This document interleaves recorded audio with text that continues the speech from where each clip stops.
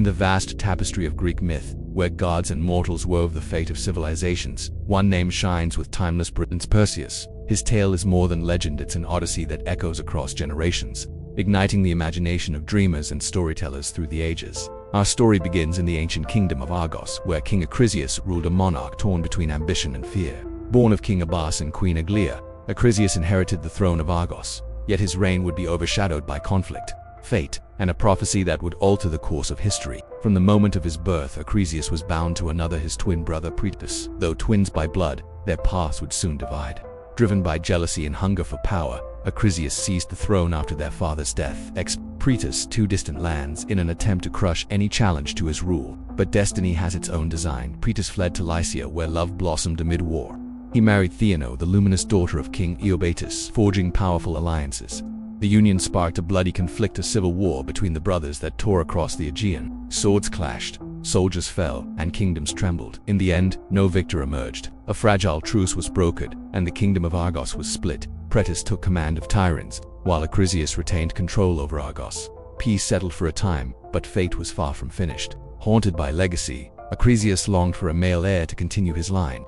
He married Eurydice, daughter of King Lacedaemon of Sparta, and together they had a child, a daughter named Danae. But a daughter was not enough for the ambitious king. Desperate for answers, Acrisius turned to the oracle of Delphi.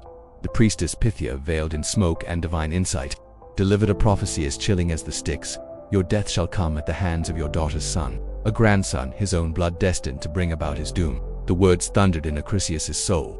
His longing for a son turned to terror. The hope of legacy gave way to fear of obliteration. The prophecy consumed him. Determined to outwit fate, Acrisius devised a desperate plan. If Danae bore no child, the prophecy could not be fulfilled. So he ordered a bronze chamber to be built beneath the palace, sealed from the world, isolated in darkness.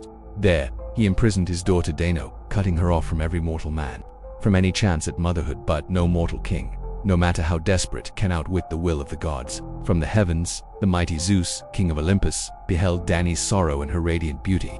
In a stream of golden light, he descended not through doors, but through fate itself.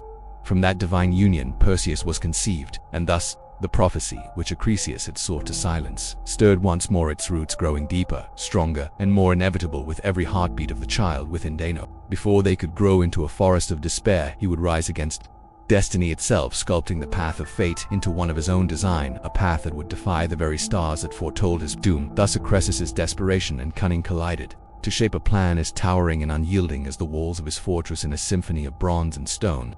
He erected a prison that would confine his own flesh and blood, his daughter Danae, the living embodiment of the ominous prophecy within those stone walls. She became both captive and pawn in his ruthless game against the hands that guided the threads of fate. The fortress's walls gleamed with a cold metallic sheen, a reflection of Acrisius' iron-willed determination. His eyes blazed with an unshakable purpose to outwit the gods themselves, to master his own destiny in the face of their cosmic power.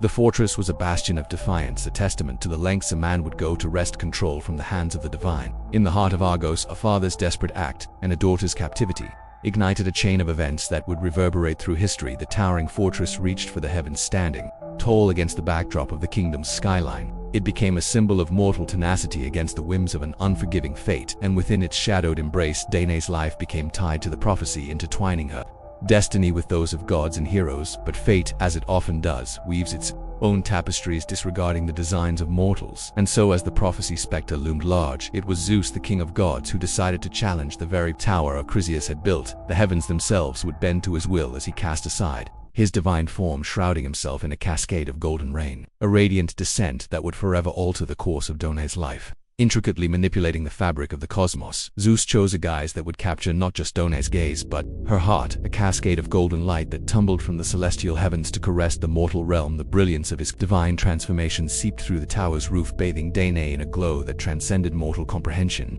Lay there bathed in a torrent of ethereal luminescence, an unwitting recipient of the gods' enchanting presence. In that moment, the boundaries between the realms dissolved, time itself bowing to the whims of divine desire. Danae's senses danced too the rhythm of the cosmos as Zeus bestowed upon her a gift both breathtaking and life-altering, the seed of life, the essence of his very godhood. It was a union beyond the carnal, a merging of the mortal and the divine, a symphony of power and love that played out beneath the luminous canopy. As the golden radiance retreated, Danae found herself forever changed, cradling a secret too profound to comprehend, the seed of Zeus himself, a divine ember that had ignited the spark of life within her. Mortal womb Zeus had intervened, and the dance between god and mortal had set into motion a destiny that would change the very fabric of mythology itself. For this meeting of Danae and Zeus ensured that Danae fell pregnant, and with time Danae gave birth to a son, the one and only Perseus. But fate, relentless and unforgiving, refused to be bent even by Acrisius' desperate defiance. When Danae gave birth to a grandson, Acrisius found himself caught in the snare of an implacable truth. The walls of his fortress may have been impenetrable, but the realm of the gods operated beyond the confines of mortal design.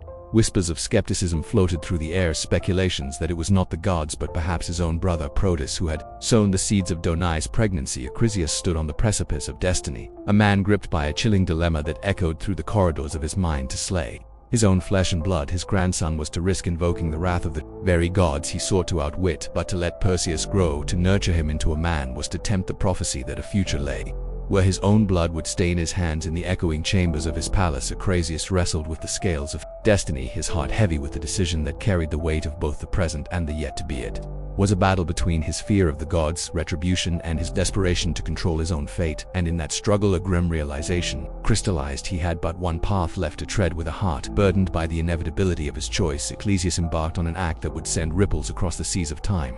He crafted a chest, its wood sturdy and its frame large enough to cradle both his daughter and his grandson. Into this vessel of fate he placed Danae and Perseus, binding their destinies to the mercy of the open sea, and with the silent benediction of despair he cast the chest adrift, relinquishing them to the vast embrace of the waves. The sea, ever the mistress of uncertainty, held the chest in its grasp. Acrisius watched the horizon with a heart that battled grief and resolve in equal measure. He knew not whether the waves would embrace the chest with a gentle cradle or deliver a fate far more ominous. As the chest dwindled into a speck on the horizon, he clung to the fragile hope that the gods perhaps would be merciful. Acrisius' reasoning was as desperate as it was shrewd, the logic of a man ensnared in the intricate dance between divinity and human will. He cast his hopes to the fickle winds, wagering the lives of his own blood against the whims of gods. Yet destiny's currents were far from finished. With Danae and Perseus from the lofty heights of Mount Olympus, Zeus gazed upon his lover and the son they had born together, a child of both divine and mortal lineage. The father of gods could not remain a mere observer, for his heart was entwined with the lives of those he had touched. And so, with a silent plea that resonated through the heavens, Zeus called upon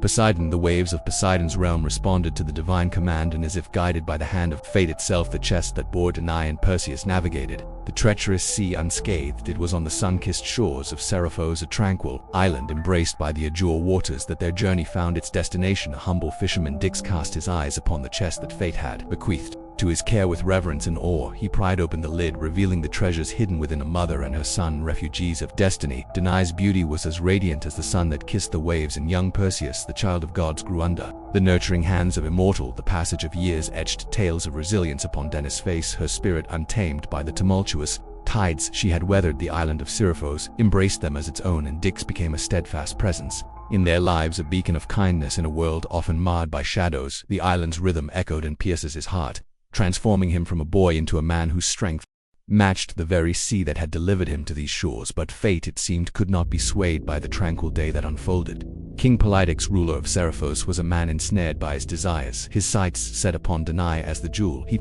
coveted. Yet Danae's heart remained steadfast, her love reserved for the son she had nurtured with unwavering devotion. The king's desire morphed into obsession, casting a dark cloud over Danae's sanctuary. Polydectes knew that as long as Perseus was in the picture, he could not force himself upon Danae, for Perseus was now strong enough to protect his mother. But Polydix, a master manipulator, concocted a plan to rid himself of the formidable obstacle that Perseus posed. Like a puppeteer pulling the strings of destiny, he crafted the tale of his impending marriage to a woman named Hippodamia, a tale that masked his true intentions. Beneath a veneer of celebration, the king's proclamation held a sinister caveat. He required an extravagant wedding gift, the likes of which only legends dared to dream. In the dimly lit chambers of the palace, Polydactus revealed his scheme to Perseus. He painted a picture of devotion to Hippodamia and amour that could only be consummated once. A fitting tribute graced their union, and what tribute could suffice for such a grand occasion? The head of Medusa, the Gorgon whose gaze could freeze hearts in an eternal stony embrace. The words hung in the air, laden with both challenge and danger. Perseus's heart quickened, his mind a whirlwind of conflicting thoughts, for in Polydectes' insidious proposal a glimmer of hope danced. It was an opportunity to secure his mother's freedom from the king's sinister desires. Perseus accepted the challenge, for he saw a chance to reshape their destiny, to forge a path where they could escape the clutches of a kingdom fraught with deceit. Polydectes, however, was no fool. He crafted his words with calculated precision, knowing that his manipulation had led Perseus into a trap. He believed the quest for Medusa's head to be a fool's errand, a death sentence cloaked in the guise of glory, and Perseus, driven by a potent mix of love and determination, had walked right into the king's snare. Yet Perseus was a child of both a mortal and a god. He was no pawn to be manipulated. The call of venture echoed in his veins, mingling with the blood of Olympus with each heartbeat. His resolve grew stronger, a blazing determination to confront the impossible and redefine the narrative that fate had woven. Perseus, driven by a force more potent than fear, accepted this seemingly insurmountable quest. The burden of success rested upon his shoulders, as did the doubts of the skeptical king who had orchestrated this perilous path. For Medusa's lair was shrouded in mystery, a puzzle that seemed to defy even the gods' knowing. Yet from the heights of Mount Olympus, the deities of old cast their watchful gaze upon the unfolding drama. Athena, the wise and fierce goddess, and Hermes, the swift messenger, descended from their divine abode to bestow their blessings upon Perseus. They saw in him the spark of resilience and valor that could reshape destiny. Guiding Perseus to the garden of the Hesperides, Athena gifted him a shield that was no ordinary piece of armor. Its surface gleamed like a polished mirror, and in its reflection lay a potent magic, a safeguard against the lethal gaze of Medusa. Beside the shield, Athena bestowed upon him a satchel of wondrous design, a vessel in which the severed head of the Gorgon could be contained without peril. Though Athena had already punished Medusa by transforming her into a Gorgon, she still sought to punish Medusa further by aiding in Medusa's demise. Hermes, the fleet-footed messenger of the gods, was not to be outdone. He placed upon Perseus' feet a pair of winged sandals, allowing him to soar through the skies with the grace of a bird, escaping danger and reaching the unreachable. And in his hand, Hermes placed an adamantine sword, a blade of celestial craftsmanship capable of slicing through the most formidable of foes. Yet the greatest gift of all was one that bridged the realms of life and death. Perseus was bestowed with Hades' own helmet of darkness, an artifact of immense power that had played a pivotal role in the defeat of the Titans. With its dark magic, Perseus could become as intangible as a shadow, turning invisible and slipping past the vigilant eyes of his adversaries. Armed with the blessings of the divine and the artifacts of legends, Perseus stood on the precipice of destiny. The journey ahead would be fraught with challenges, but the very gods themselves had cast their lot with him, a mortal who dared to challenge the impossible in the clash between the mortal and the monstrous. The stage was set for a tale that would resonate through the ages. A tale of heroism, sacrifice, and the indomitable spirit that defied even the harshest of odds. As Perseus stood before these divine patrons, his fate entwined with theirs, he wondered why the gods withheld the knowledge of Medusa's whereabouts. However, the gods in their wisdom understood that the journey was as important as the destination. They recognized that mere knowledge of the Gorgon's lair would not suffice to mold Perseus into a true hero. The quest required wit, determination, resourcefulness, adaptability, and the ability to navigate treacherous waters. By withholding the specific location, the gods aimed to light the fire within Perseus and forge his character through trials that would shape him into a legend.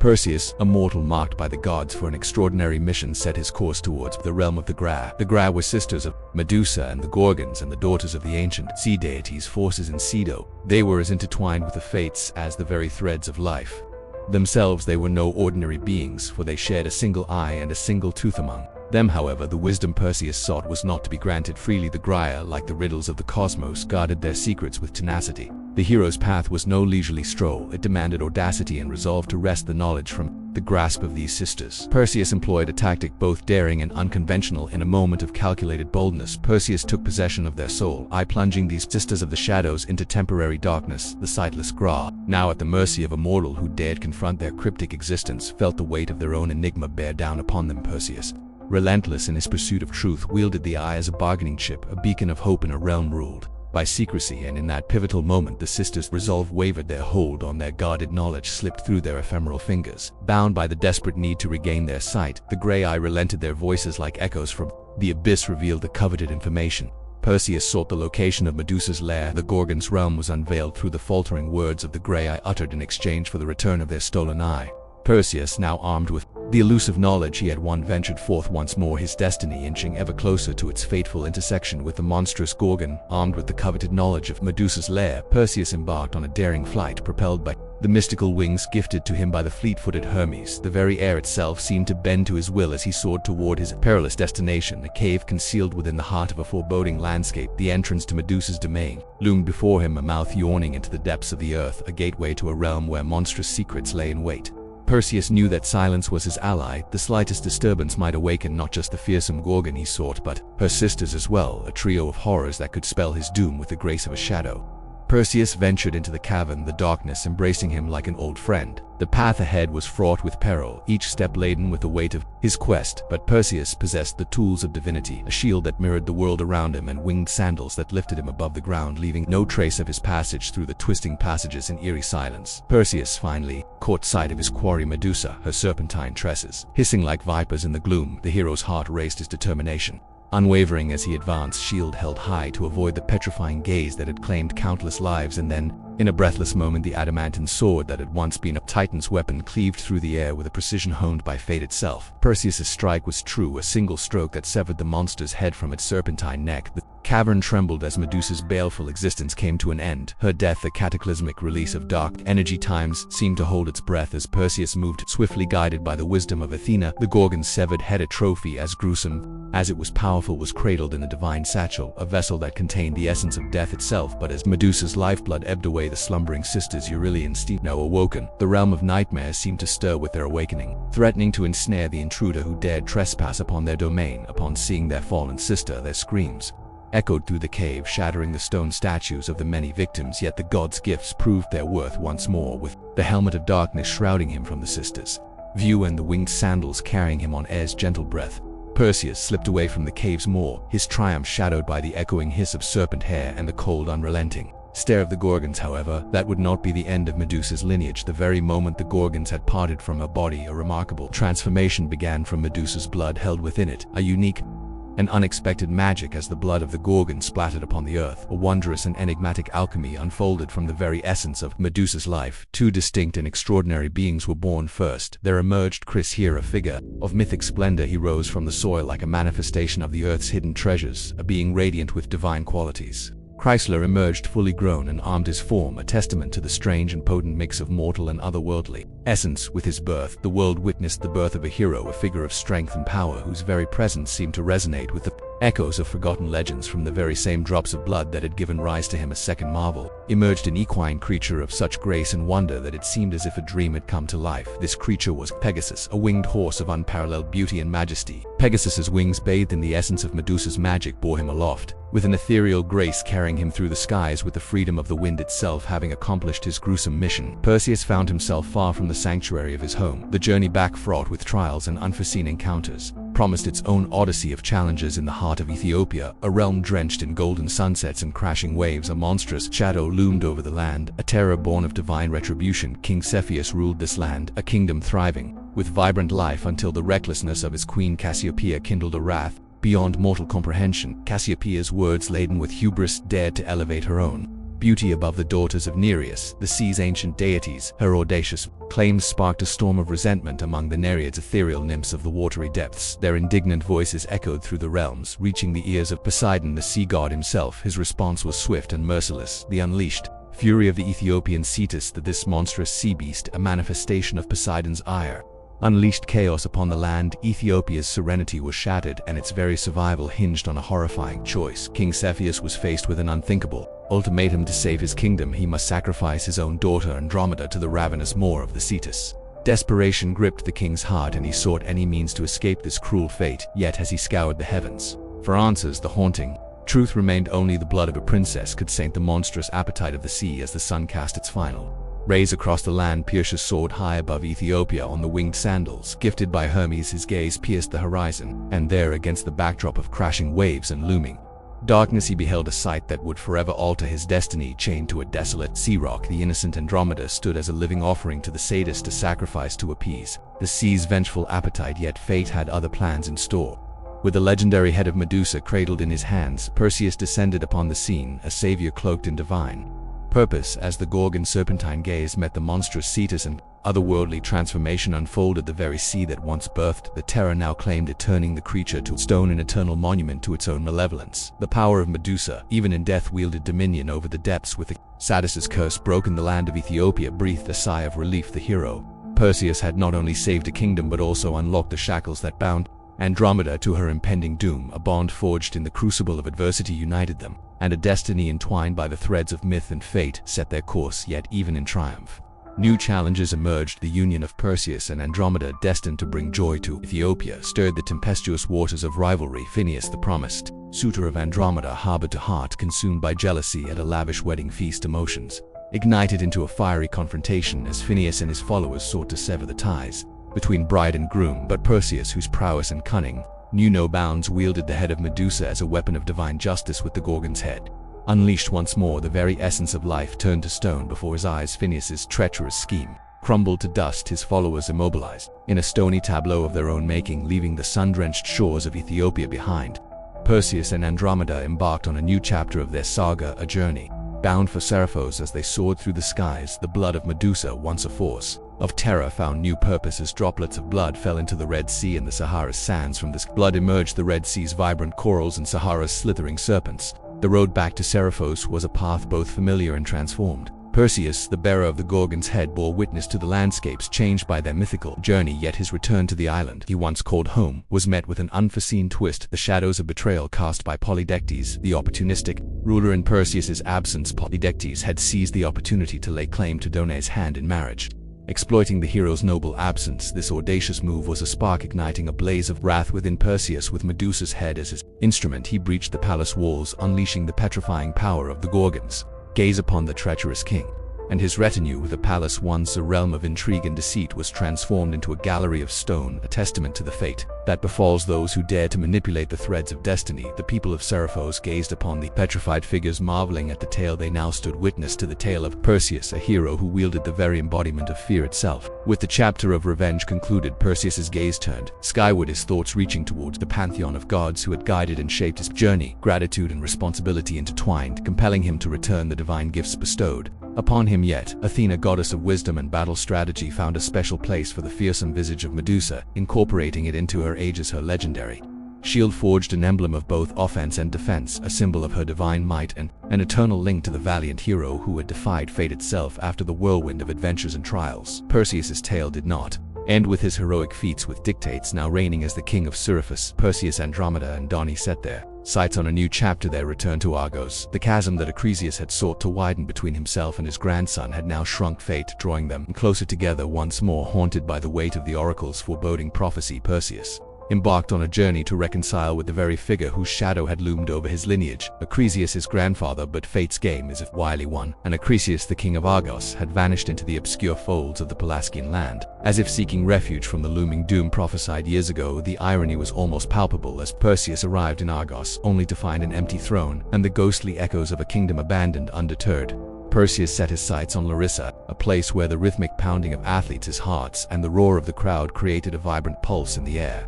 King Tutamedes held athletic games in honor of his deceased father, a spectacle where heroes and contenders sought to etch their names into history. Perseus, no stranger to competition, joined the fray. In the midst of the games, fate's hand reached out once more as Perseus threw a discus with skill and force. It struck an unexpected target, an old man frail against the tides of time. In an instant, the cheers of the crowd turned to hushed gasps as life's thread was abruptly severed. The truth, unveiled in a flash of revelation, was as chilling as it was inevitable. The old man struck down by the errant discus was none other than Acrisius himself. The prophecy that had cast its long shadow over Perseus's journey had been fulfilled, a twist of fate both haunting and poignant in that moment. Amidst the shock and the silence, the grand saga of Perseus came full circle. The hero who had defied gods, vanquished monsters, and shaped his own destiny now stood face to face with the legacy of his lineage. Though the prophecy had been fulfilled, Perseus rejected the throne of Argos, believing it was not right to benefit from the death of his grandfather, which he unintentionally caused. Perseus arranged an exchange of kingdoms with his cousin and son of Probatus, Megapentus. Megapanthus would rule as the king of Argos, while Perseus ruled as the king of Tyrants and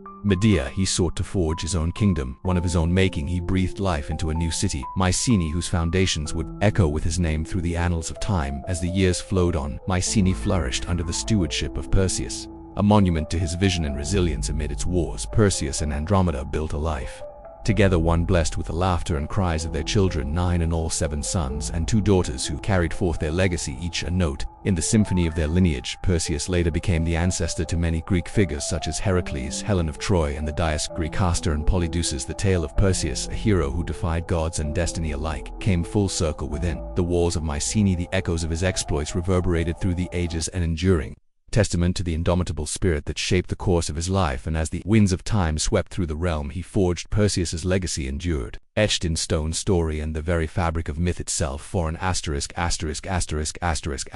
Thanks for watching.